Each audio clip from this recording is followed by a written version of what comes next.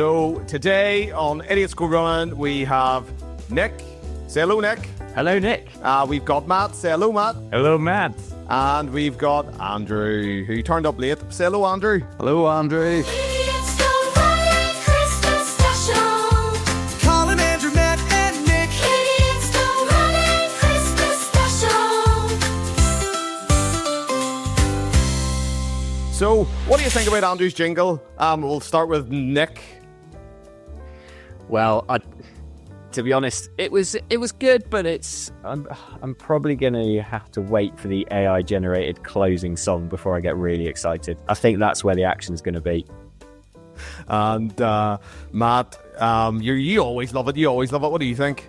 I mean, look, let's be honest. This show has set a very high bar as far as jingles are concerned, right? So it's kind of hard not to have high expectations coming into this. And I mean, Andrew always delivers. That's all I'll say. Appreciate that, folks. And for the people that listen, there's been no jingle recorded yet, so you guys are just winging it. So hopefully it turns out good. Andrew, you're not supposed to say that. That's what we do all the time. We say Andrew's got a jingle. Andrew will sort us out, and you never let us down, Andrew. There's a first time for everything. And equally, we're recording this in August in true, TV style. There's actually 30 degrees outside. 153 sleeps to Christmas, guys. And so I suppose like the Jules Holland show, they get away with it every year. So why don't we? Matt, do you get Jules Holland in America? Probably not. No, I'm nodding my head like an idiot. But then again, it's video now, so that's new. Yep, people can see you. Yeah. No, I'm not familiar. Why don't you share with us what that is for our American listeners and those who might not be familiar? Well, I suppose Nick, you're the best to probably explain stuff, because if I go down a rabbit hole, goodness knows where we'll end up. Can you explain Jules Holland, Nick? Okay, so actually, Jules Holland is New Year's Eve. Well, that's it's pre-recorded. Right. Okay, it's a pre-recorded show. They do a whole countdown for Big Ben on the show, but obviously it's recorded months in advance. But they pretend it's Christmas, New Year's, some I don't know what C-list celebrities, some good music.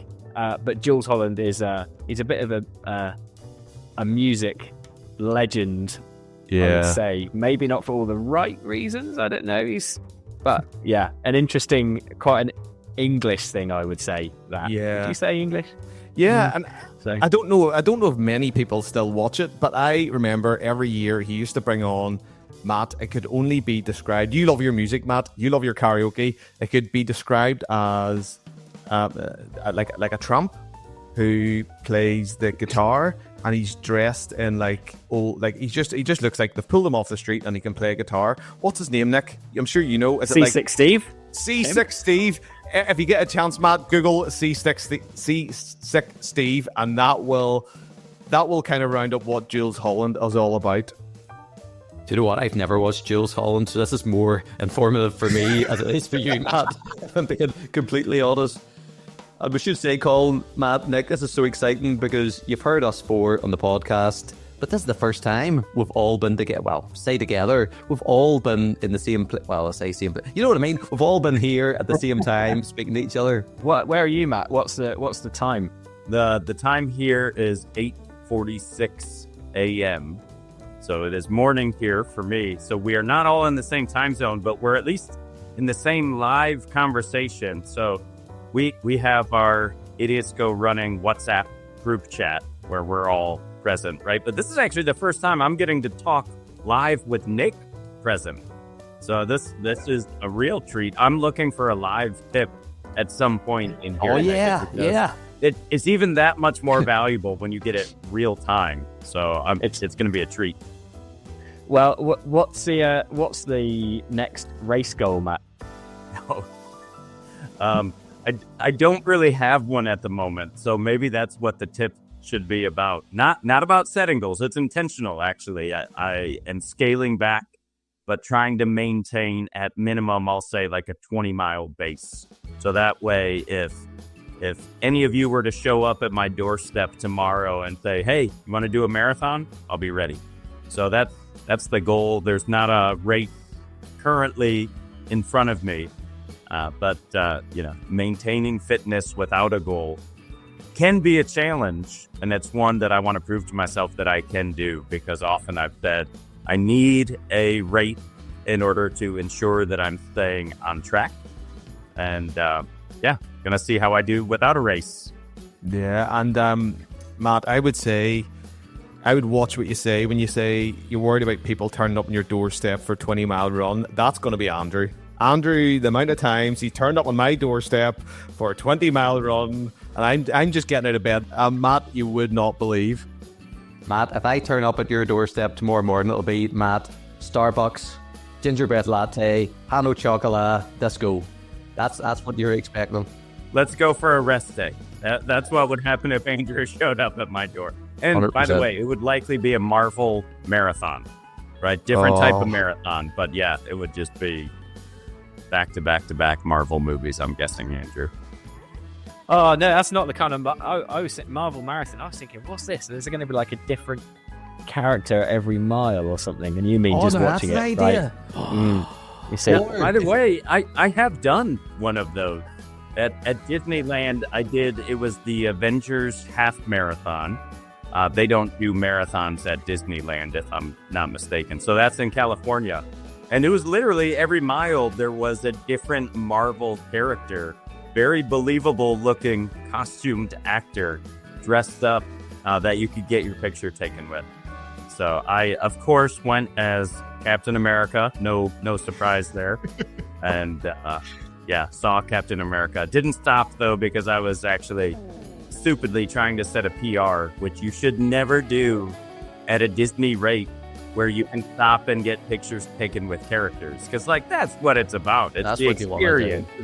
You don't go to set a PR at one of those. You see, when I heard about a Marvel marathon, the first thing that came to my head, and I think this would be brilliant for all of us, not you, Colin, because you don't like Marvel, but imagine a race where you have your phone. Where's my phone? I don't know. You have your phone, right? And obviously YouTube's going to come into this. So you put the first Marvel film, which is Iron Man 1, and you run to it. So the trailer, you watch every Marvel trailer. How long do you think that would take you to do? Or how long would you get by watching every Marvel trailer? So a trailer's about 2.5 minutes. And how many Marvel films are there? 2.5 million. I wish, Colin. I wish. play all the Marvel movies back to back and keep running. So it would be an ultra. Oh, and you just have to see how far you can get from minute 1 to the end. No, that would be an ultra. That would be Big Colin, that screens. would be a great ultra. Lapped course, big screens. Oh no, selfie stick. You run with a selfie stick, just watching it on your phone, Nick. Surely. That'd be I amazing. feel like that might be a struggle to get past health and safety. No, I was thinking more battery life. You'd have to switch your phone every so often, like. And But think what of a the race. Wi-Fi. The What a race. the whole of the area with Wi-Fi would just go down once the race starts, Andrew, because everyone's just sucking in the Wi-Fi. Unless you did it on a treadmill, but it wouldn't be as fun then. You know? Actually, it would be pretty miserable. Somebody's probably done that. They've watched every Marvel film back to back whilst running on a treadmill. Do you think so? Or they've done it with some other film. Maybe it'd be like Harry Potter or something. You know, something that's maybe a bit more, there's not quite 3 or 4 days. I'm going to go. How many Oh. Marvel films have there been? I'm there going we to go. guess 24. I think it's about 20, I'm going to say. at I don't this reckon it's point. that many. It's more like 80. I don't know. Like, are you counting the Hulk movies? We're waiting with Before bated breath Iron Man. here. I don't know. I've just literally Googled how many Marvel movies are there. So the answer is 34. And that's not including the TV shows. If we get into the TV No, shows. but that's got to be including old Marvel movies. So it's more like a Barclay marathon time. Yeah. Yeah. That would be, there'd be no finishers in that. That would be as epic as the Barclay Marathon. And every part you have to bring back a piece of clothing or a Marvel memorabilia or something. Bit like Barclays, where you just rip a page off. You rip a page of the comic book. I got Matt's. I still haven't got Matt. I don't know where Matt's gone. Is he good on your screen? Yeah, he's awesome on our screen as ever. What? I don't know why my phone doesn't seem to like him. What does that button do? I don't even know. I've pressed a button now. Hang on. I'm better at running than I am at tech. If you're better at tech, you're going to be flipping Bill Gates. Sorry, because this did happen to Dean Carnazes, so you're in good good company. Actually, I got to tell you guys, I have a question. I'm curious. I bet the whole audience is curious too. So we decided to do this for Christmas, and I'm curious to know if each of you has a favorite Christmas tradition that you do.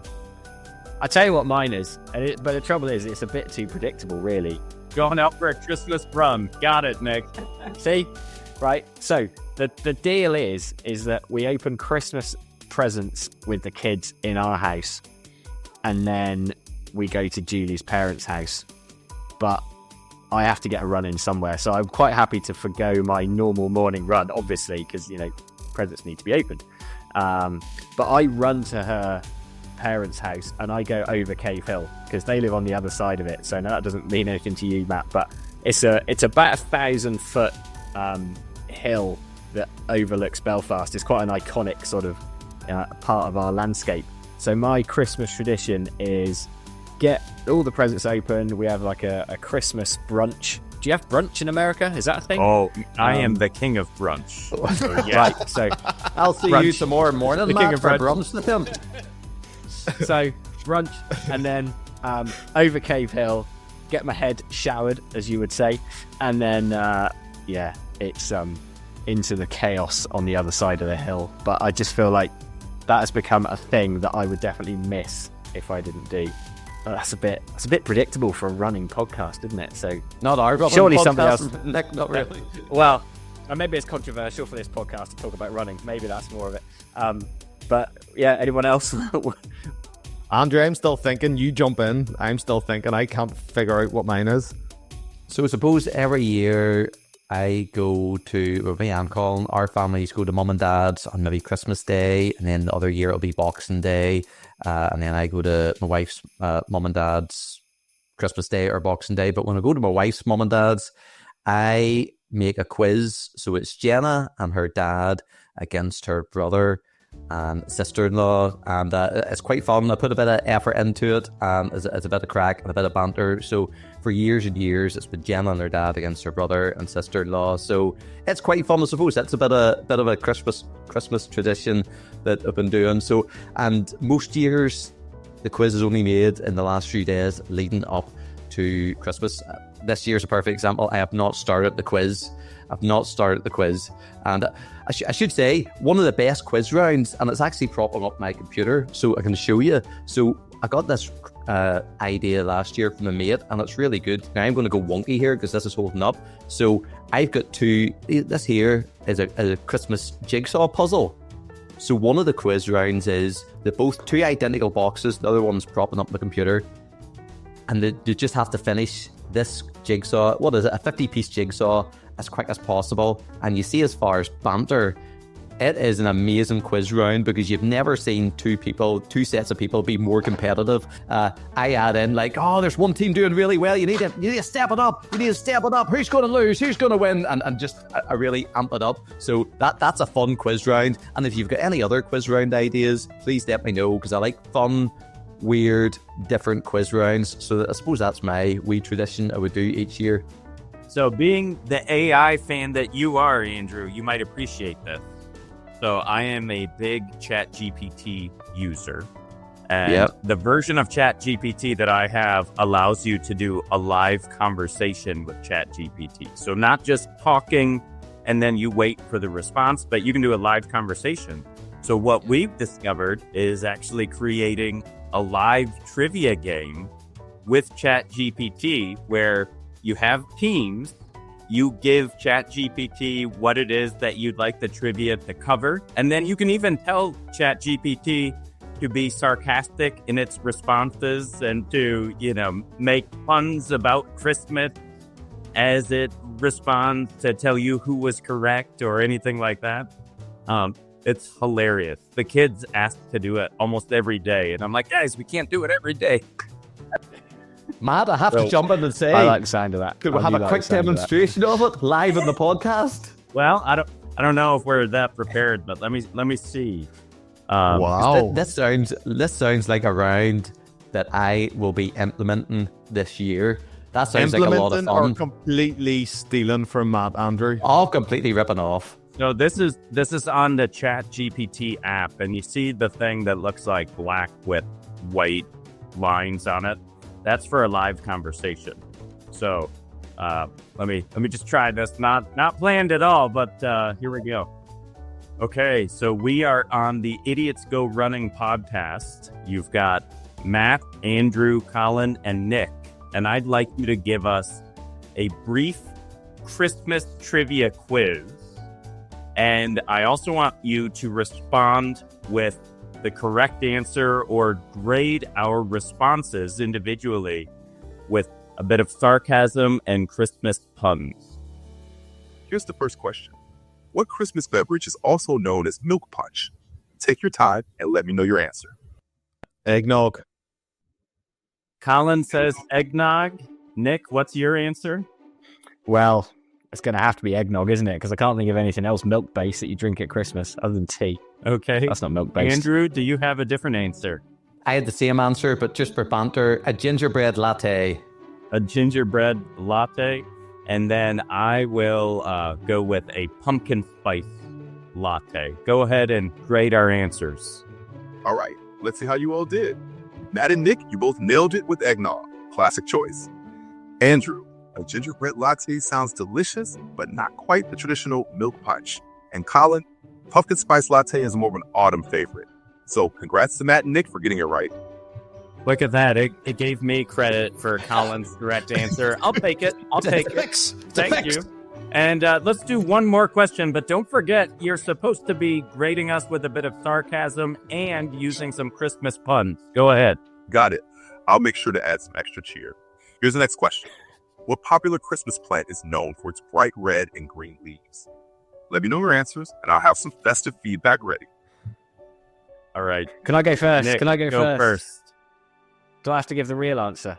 Whatever answer you Nick, wish. give whatever answer you would like. Go ahead. I think it's a poinsettia. Poinsettia. Nick says in America we pronounce that as poinsettia just for fun. Andrew, you have an answer? Fir tree. Fir tree. Colin. Blackcurrant jelly. Black currant jelly was Colin's answer, and my answer, this is Matt speaking, I will agree with Nick on poinsettia. Okay, go ahead. All right, let's grade these with some holiday cheer. Nick and Matt, you both poinsettiaed the right answer. Andrew, a fir tree is definitely a Christmas staple, but not quite the plant we were looking for. Colin, blackcurrant jelly sounds delicious, but maybe save that one for dessert. Great job, everyone. So you get the idea. I will be testing that out because I've got the same feature, and I went into it there to the live camera. That's a whole conversation for another time. The things that can do, it's just been released. It is crazy. Matt, thank you so. We haven't even got to your Christmas tradition, but more importantly, or no, just as important, you've given me a fantastic quiz idea, and for everyone else listening at home, try it on Christmas Day. Not only that, but Andrew, you said you still haven't started preparing it yet. You don't need any prep. You can just show up. You're ready. Colin, what about your favorite tradition? Is it that period of time between seeing Andrew in the morning and then seeing him in the afternoon? What is, like, I don't really have a Christmas tradition. I suppose it's just getting up and open up presents with the kids. But let's rewind back in time. We used to have the best Christmas tradition, and then kids came. Andrew knows where this is going. And I'll just say the champion. I currently own as many stars in this game. Myself and Andrew, we used to have a Pro Evolution competition, and it got quite heated some years. What's Pro Evolution, Colin? Pro Evolution Soccer. So I think, Andrew, what was it? PlayStation 2 or 3, and we played Pro Evolution Soccer. We created our own teams, used the world's best players. They were all in the team, Sergio Aguero used to torture Andrew every Christmas Day, and we had to stop it, Andrew, didn't we? Because it kind of took over Christmas Day, didn't it? Oh yeah, well when we got married and then the kids came, it was like we had to play. Is it best out of? I think it was best out of 3. I think it was best out of 1, and then it went best out of 3. Then it went best out of 5, and then it kept going, and then we kept making the match just longer and longer. So it used to be like 2 minutes a half, then 10 minutes a half, or 20 minutes a half, or something daft, and it started to take over. Yeah. And then there was the year where Andrew was 1 goal up in the deciding game and decided to play it across his back four for the last 10 minutes of the game, to the point where my blood was raising. And we had Zach at this stage. I believe I may have thrown the controller, kicked Zach's changing bag, and stormed out of the room on Christmas Day, but I'm not competitive. He's not competitive. He just has a short fuse. Yeah, I was building for 10 minutes, but that's been my favourite Christmas tradition we've ever had. We had some fun. It was good. It was good fun. It was good fun. And Matt, what about yourself? So we've recently started, within the last year or two, a new family tradition, and it is shocking, I'm sure, to everyone on this call: Christmas karaoke. So everyone takes turns picking a song, and we've got a microphone, and they can choose a fun or a serious or silly Christmas song. And yeah, we do that for hour and a half, 2 hours with the family. We just take turns, each person doing one song at a time. And what's your Christmas tune? What's your go-to tune? It's All I Want for Christmas, I'm thinking, Matt. What is it? It's whatever strikes me in the moment. I've got range, so I don't have to say this is the only song I can sing. This is my song. No, I'm gonna claim the entire Christmas catalog and just say whatever I'm feeling in the moment is what I'm gonna sing. I feel like there's only one song that Andrew could choose. Oh, what's that? Jingle Bells. I get it. It took a second, but I'm there. That was actually well done, Nick. Jingle bells. Yeah, what do we have to spell it out for him, Nick? Well, it looks as if you have to spell it out for Colin too, and me. Jingle bells. I get it. You get it? No, I don't. Jingle. Oh my Jingle. god. Oh, Okay, so the new guys who didn't start this podcast or anything clearly understand. I get it. Please explain. No, I'd like you to explain it to me the same way you had to explain Rick rolling to me in order for me to know that you truly understood it. Cole, I get it. Jingle bells, jingles. You're a genius, Nick. It's just long enough for us to feel stupid, but short enough for us to feel smart. That's genius. I was thinking, like, it's a good song and I like singing it, but, my favourite. Wow. No. And Nick, that's brilliant. Now, in all fairness, I was not even expecting that, so there was a little bit of a delay on my end in processing that. But I caught it pretty quickly, Nick. I mean, at least I'm less of an idiot than the original 2 idiots. Here, and I got it before Colin and had to explain it to him. So, I'll take that. Oh, Colin, wise up. How did you not get that? it's just, I don't know. Jingle bells. But Nick, we will have to, and I'm sure Andrew has this, myself and Andrew actually have our own co-written Christmas song, Christmas Time in Space. Right. This is actually with the dance. Andrew has a dance. There is a dance. So many years ago, this is even before kids, Colin, this is even before we were married, so you're talking 15 years plus. Not you and me, married to different people. Yes, yeah. That makes more sense. We had some of ourselves and a few friends got together and we wrote and performed a Christmas song called Christmas Time in Space. Do you think that should be the outro song, Colin? Won't be AI generated then. It's a good song. Like, some of the lyrics are top notch. It's a full 3-minute song or something like that. Yeah. So I think maybe we might need to do that instead of the AI generated song. Has it even got a wrap in it, Andrew? It does have a wrap. It is everything. It is everything. Well, is there a way the dance can be included if you're going to put this in the podcast? Because, I mean, that's Really what we're just all dying to contains see. it's this. Jazz can. It's really jazz hands, and then you can't see it, but like I'm You kicking kicking my your foot feet. one way and the other, and it's not so much of a dance. It's like Yeah, Well, you know right. you know that thing you can do elf yourself, right? You know, when Yes, you put your, yes. like surely you need to have 4 elves get dancing to the outro on this, as in the picture of all of our faces. I could take one from the Instagram because the Instagram sounds so old. I take it from Instagram because that's what I've done previously to people, Andrew, and then used AI to upscale it, and then it'll be perfect. So we'll look into elf yourself stuff. elf. Oh, that'll be good, and that'll be the song at the end. Then Yeah, I'd like to know Nick's tip for me specifically. I don't have a rate that I'm registered for currently. So what is your tip for me to stay focused on my training and maintain a high cardio base? Okay, so actually, I think this is probably a perfect opportunity to do some strength training. If you haven't got a race to build up to, and you want to improve your running in the future, if you use a sort of a 6 to 8 week block of time for specific strength training, and then add in some easy cardio stuff on top, whether that be running or cycling, but just to try and keep that cardiovascular base. But it gives you, when you're not building for a race, I think it is actually a useful time to work on those other aspects, which you probably, if you're like most runners, neglect. Although I do see you in the gym quite a lot, Matt. But I think you can afford to tire your legs out a lot in the gym when you're not worried about a race. So that would be my tip for winter training without a specific goal. Get in the gym or do it at home. I do all my strength and conditioning at home, and just work on those weaknesses.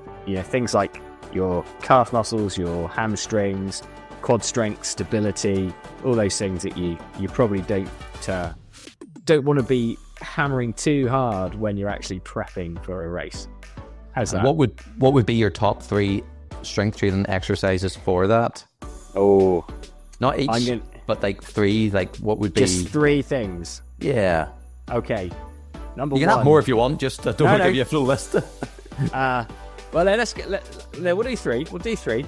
I would say the glute bridge, of which there are various types, but the glute bridge is a pretty good one. So that's working really the back of your legs, I suppose.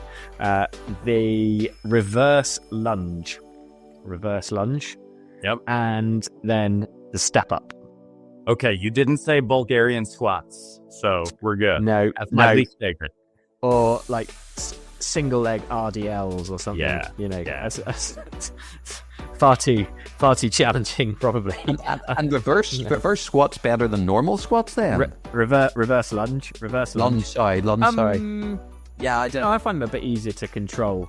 So I think, if you're going to look for something that anyone can do, and you can do those in your house quite easily, and you can elevate the difficulty level with as much weight or as many reps as you like. So just, getting that one movement pattern embedded is useful, and then you can increase the difficulty of that exercise as you almost ad infinitum.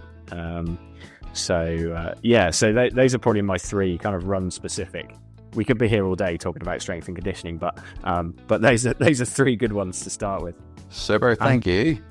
Class. And so you've touched on, Nick, the strength training. So after strength training, you need protein. Christmas dinner, what's your top 3 protein sort of inputs to your body? Top 3 protein on a Christmas dinner plate. Protein. Are you asking me now, or is this? Yeah. Is this? Okay. Really? No. Christmas dinner is not about looking at protein or carbs or calories, or it's just. Let's just say, what's your favorite way to fuel at Christmas dinner? Regardless of how much protein, carbs, anything nutritious. I think it's just you just have to fit in as much as possible. Yeah. Like Bulk up. it's like, yeah. So, and then spend the next 3 days not eating anything because I don't know, you maybe overcooked it. And also, cheese boards. Like, nobody goes for the cheese boards because they're all too full afterwards. Surely, I don't know how it is. That's what I find anyway. I used to love a cheese board with the jams and jellies you get with it. I used to love a cheese board, and then I stopped eating dairy, and now the vegan cheese just tastes like vegan turd. But Have you tasted vegan turd before? It's my follow-up question to that. well, it's vegan, Andrew. It's just what vegan food tastes like. And Matt, barefoot shoes or no shoes? For running is the question. Well, I was really sort of thinking about strength training. Okay, I was gonna say because I know that was a big fad for a while in running. I don't support that personally, but for training, if I'm in the gym, always shoes. But when I'm at home, it's usually barefoot. Yeah, just thinking for balance and stuff, like in the gym, the sort of whatever you've got underneath you. Well, you don't want any of that though. For balance, you need to be as close to the ground as possible. So that's where the barefoot, thin-soled kind of shoes really come in there. So Right. because any foam just destabilizes you. I've got these foam pads. If you try and do bodyweight exercises, and you put a foam pad under your foot, and it kind of it destabilizes the whole thing. So that's a bit like wearing a spongy trainer. So if you're looking at trying to improve your stability, then thin-soled barefoot style shoes are a good shout. Yeah. I really need to get some sort of shoes for my wee gym beside me, because I walk out in the slippers and my bare feet, right? And I know you say stability works, but see bare feet on an assault bike, and it has all the wee spikes in the pedals. That's sore, but you kind of get used to it after time. Then you hit about sort of 15 minutes on the assault bike, and it really starts to hurt your feet. So I'm thinking I need to get shoes. No, I mean, I was thinking really just sort of floor exercises and stuff like that. Not assault bike. Not clipping pedals on a bike, no. With bare feet. No. Colin, you asked Nick about Christmas dinner. I want to hear from everybody else. What do you look forward to at Christmas dinner, aside from eating as much as you possibly can? Easy for me. Mum's stuffing. Mum makes the best stuffing in the world, and I could just have a plate of my mum's stuffing, and that would be me. What does laughing. she put in it? I'm curious. I don't know. So am I, Matt. So am I. I actually asked you the other day because I need the recipe, but It's unicorn meat, Matt. It's unicorn meat. It's I that think it good. is, John. I think it is unicorn meat mixed with unicorn milk, mixed with unicorn tears, I believe. Yeah, and that's vegan, right? Unicorn meat Unicorn is so vegan. it's a vegan. It is. It's a It is. vegan unicorn. So Okay. that's It's an organic unicorn as well. I love it all, but when it comes to the stuffing, that's Yeah, because this is the way it works in our house. So I'm going to throw my wife under the bus. She has to get over to my mum and dad's after Christmas, and she has to get some sort of stuffing. And she always comes home with like the smallest wee tin foil wrapper stuffing, because that's all that's left. And my mum's put it aside. It's like people just flock to the family just flock. lucky to get that, Colin. Just lucky to get that. Because Stephen and Andrew come and mop it all up and take it all away, and then poor Rachel's just left with whatever's left, And I think Mum's made extra stuffing in the past, and it just disappears, Andrew, doesn't it? It does. What about yourself, Nick? Stuffing. Food-wise, I think pigs in blankets. It's hard to beat. Boom. Pigs in blankets. Yeah, you don't really eat those at any other time. So I don't know why not. Why would you not wrap a pig in another pig? But probably Well, not it for you, works. Colin. That's not very vegan. Maybe it are. I don't know. It's quite sinister, wrapping a pig in a pig. Imagine pigs. Or wrapping a pig in itself. I mean, Yeah. So I want to clarify this, because what we in our household call pigs in a blanket, it's a small little smoky sausage or hot dog, but it's wrapped in a crescent roll. And it sounds to me, Nick, like you're talking about wrapped in bacon. yeah, You're correct. it's a sausage wrapped in bacon. So, Matt, you have it wrapped in what? A roll? In a crescent roll. Yeah. So it's got some breading around the sausage. We're gonna. I don't know what a crescent roll is. Yeah, What's I don't know that either. Think of it as well. like a croissant. Yeah. Okay, something similar to a croissant, but smaller. Like you cut some of the dough out, and then you bake the sausage with the dough wrapped around it. I'll send you a picture because we make it like once a week. It's like a pastry. It's like a sausage and pastry. Is this like a sausage roll? Yeah, it sounds like a sausage roll. Yeah. Yeah. I guess that's pretty similar. But it's a solid sausage, not the oil mince sausage. It's a solid sausage in a thing. I think Marks and Spencer's have done it over here, where you buy the wee pastry and all your sausages in it, I think. And I'm the vegan, and I even know what that is. Yeah, but now I'm thinking we need to add bacon to ours here. So we'll still keep the roll. That roll, and that's Oh yes. Yeah. Oh yeah. We'll do it soon, and I'll send you a picture. Oh, do. And what about yourself, Matt? What do you look forward to in your plate? I'm a big protein fan, actually. So ham is a big thing for me, and then also we usually do like Polish kielbasa. So that's another, like, it's very common within our family. We have a lot of Polish influence, so that's a minced sausage, but then it's usually cut into small pieces, and it's got great spice to it. So those would be my two favorite things: ham and Polish sausage. I feel like there's a lot of pigs getting used in this podcast. And none were actually farmed in this podcast episode, but several will be in preparation for my Christmas dinner. We'll wrap up the whole thing anyway. Nick, Matt, Colin, Andrew, third person. Thank you. It's been great. It's been absolutely fantastic to see you all and to chat, and we must do this again. Yeah. And look, Merry Christmas, guys. Have fun with your friends and your family. There's a certain member of my family which I hopefully will not see over Christmas, but we'll leave it there. Can't be me, because you're seeing me. Merry Christmas, and Merry Christmas to everyone listening. Thank you, guys.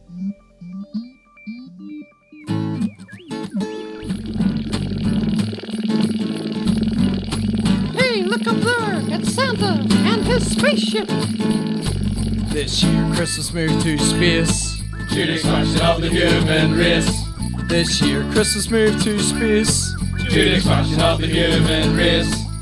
Rudolph couldn't stick the pace, So Santa bought a spaceship. Rudolph in the driving seat. Driving up and down every space street. Rudolph in the driving seat. Driving up and down every space street. Eating lots of tasty treats. Like carrots. Christmas time in space. We're the same old race. Look at our happy face. It's Christmas time in space. Merry Christmas to everyone, whether you're on space or on Earth.